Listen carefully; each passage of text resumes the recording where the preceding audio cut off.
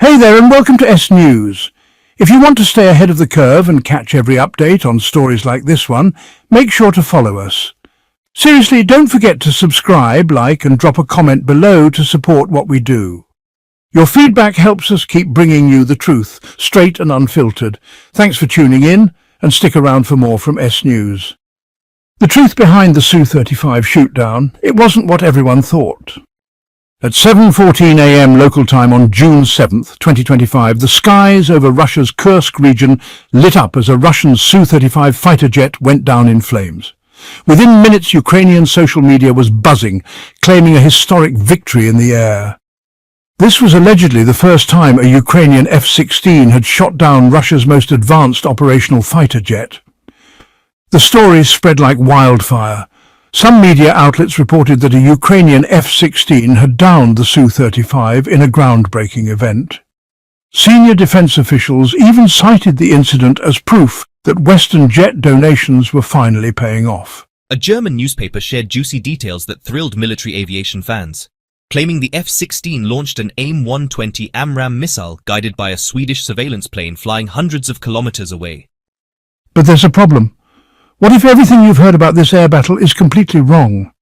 In the fog of war, early reports are almost always inaccurate. And in this case, the truth is more complex and possibly more impressive than the popular version of events. The Su-35 wasn't shot down by an American-made fighter at all. It was something else entirely. The Ukrainian Air Force's own statement should have been the first clue. While they confirmed the destruction of a Su-35 during an operation in the Kursk direction, they never claimed it was an air-to-air victory or even mentioned F-16s. So if it wasn't an F-16, what brought down the jet? At 6:45 that morning, a Russian Su-35S pilot was doing a pre-flight check at an airbase in western Russia. Its two Saturn AL-31F engines roared to life as ground crews disconnected the external power. Soon 35,000 pounds of Russia's finest fighter technology was taxiing down the runway, confident it could handle anything the Ukrainians could throw at it. The pilot was tasked with a routine combat air patrol over the border zone near Kursk. Russian ground forces had reported increased Ukrainian activity and they needed air cover. The mission was straightforward: stay at 27,000 feet, about 16 kilometers inside Russian territory near Koronavo, and intercept any Ukrainian aircraft trying to support ground ops. The Su-35S he flew was the crown jewel of Russian combat aviation. Its electronically scanned Airbus E radar, mounted in the nose, could track 30 targets simultaneously over 400 kilometers, like standing in Moscow and seeing planes over St. Petersburg. Its thrust-vectoring engines allowed physics-defying maneuvers, and its electronic warfare systems were supposedly capable of defeating any missile. But despite all that tech, an F-16 could still turn it into scrap metal. Here's why that didn't happen on this day. Let's start with a major issue. Ukraine's F-16 fleet was tiny, smaller than a high school football team. The first F-16s arrived in August 2024, less than a year before the incident. Of the 85 promised by Western allies, only about 10 were operational by June 2025. Let that sink in.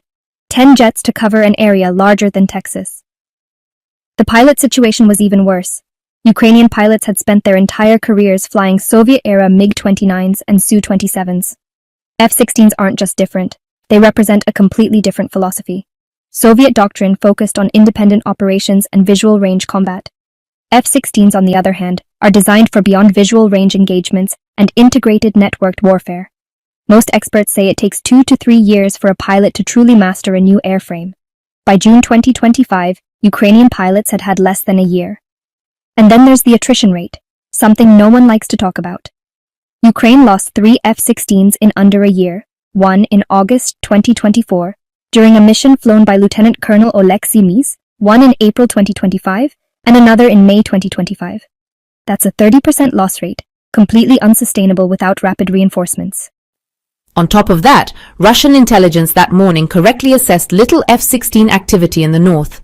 Ukraine had concentrated its valuable fighters in the south and east, where they could best defend critical infrastructure from cruise missiles and drones. Sending one of those irreplaceable assets 16 to 50 kilometers deep into Russian airspace would be beyond risky. It would be military madness. like using your last fire truck to deliver pizza while your city burns. But Russian overconfidence went beyond numbers. Their pilot knew the real threat was Ukraine's rapidly expanding air defense network, which was pushing deeper into Russian territory. What he didn't know was that this threat would soon bring him down. At 7 o'clock in the morning, the Su-35 settled into its patrol pattern, unaware it was already being tracked by invisible eyes. According to German media, a Swedish Saab 340 AEW and seaplane was somewhere over central Ukraine. Its area radar can track aircraft within a 450-kilometre radius. Sweden had donated 2 of these high-tech surveillance planes to Ukraine in May 2024. The first reportedly arrived in April 2025, just 2 months before the incident. These aren't just recon planes, they're flying command centers packed with tech that would make a Silicon Valley startup jealous. The Saab 340 carries a PS-890 area radar mounted on a beam atop the fuselage.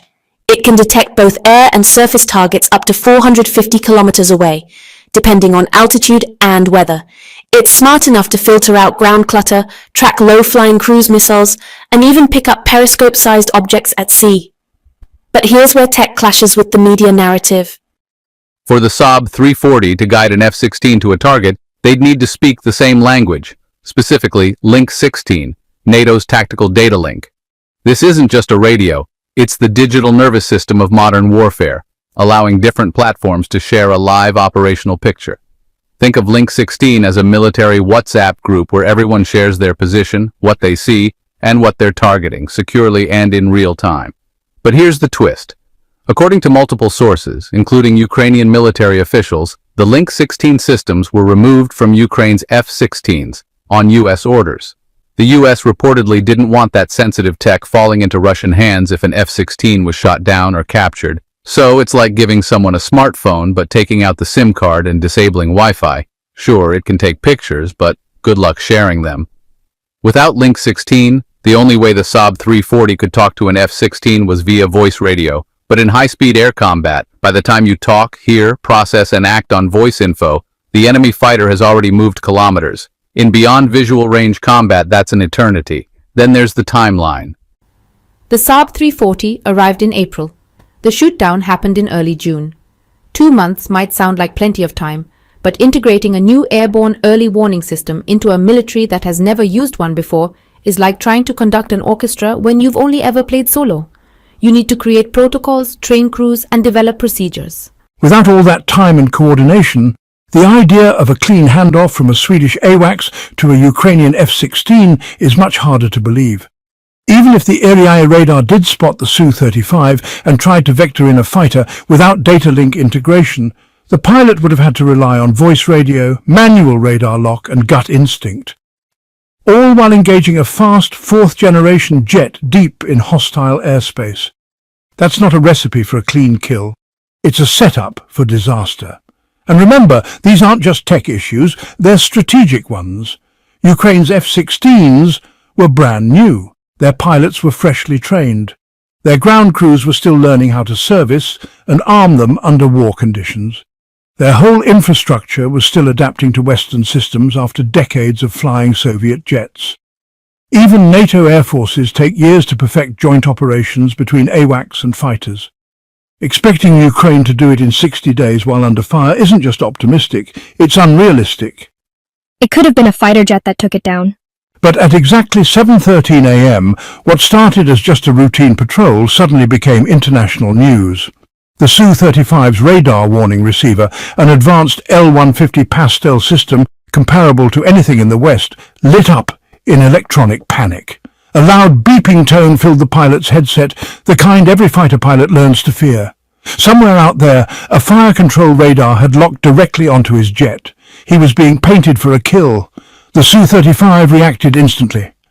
35,000 pounds of raw Russian thrust rolled into a brutal 7G barrel roll, ugly but effective. The goal was simple: break the radar lock before anything could launch. The jet's wingtip-mounted Kibini electronic warfare pods fired up, flooding the airwaves with noise. Countermeasure dispensers popped open, spitting out thousands of aluminum-coated fiberglass strands. Chaff, Each strand reflected radar, creating a cloud of false returns that could hide the real jet. At 27,000 feet in thin air, the chaff cloud quickly ballooned into a shimmering metal curtain between the Su-35 and whatever was chasing it. For a moment it seemed to work. The angry radar warning tone faded to intermittent chirps. The enemy radar had lost lock, confused by the mix of electronic jamming and physical decoys. The pilot allowed himself a brief moment of relief. His advanced countermeasures, Russia's pride in electronic warfare, had done their job. Then, at 7:14 and 8 seconds, just 26 seconds after the first warning, a new alarm blared, this one sharper, more urgent. It wasn't radar anymore, it was a missile, an active one, already in flight, already past its boost phase, and it was heading straight for his jet. The pilot yanked the control stick back and flipped the plane upside down, diving into a desperate split-S maneuver. If he could dive fast enough, build enough speed, maybe he could force the missile to overshoot or burn out trying to keep up.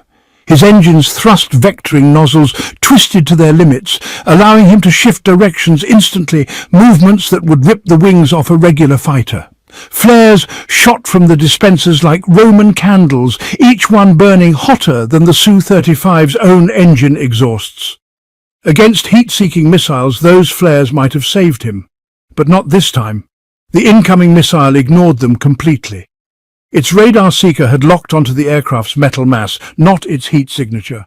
As the missile closed in, it made final course corrections, proof that it was using active radar homing. Unlike older SAMs that rely on ground-based guidance the whole way, this one had its own brain. The Su-35's prized Kibani pods, so effective against conventional guidance systems, were now up against a missile that could think for itself.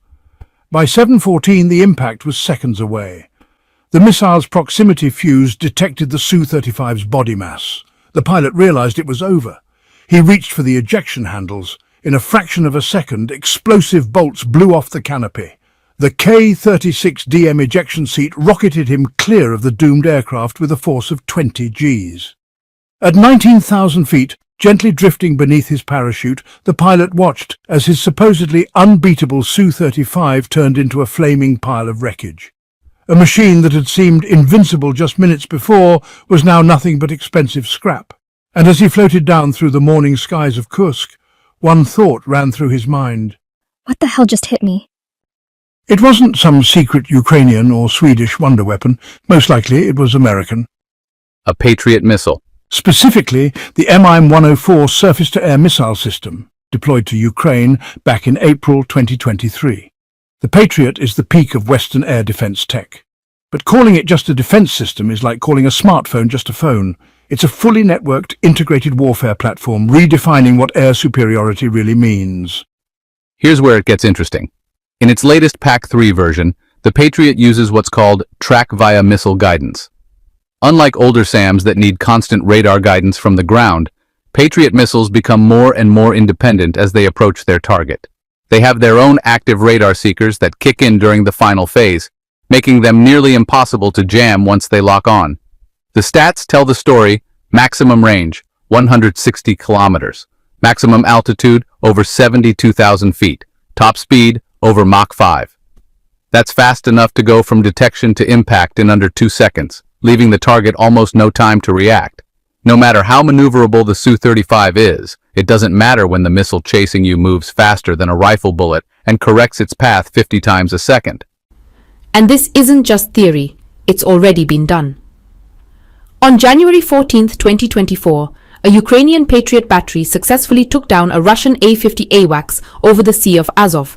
Even with the A-50's advanced jamming, Patriot missiles fired from near the border managed to shoot down 2 Su-35s in Bryansk Oblast in May 2023.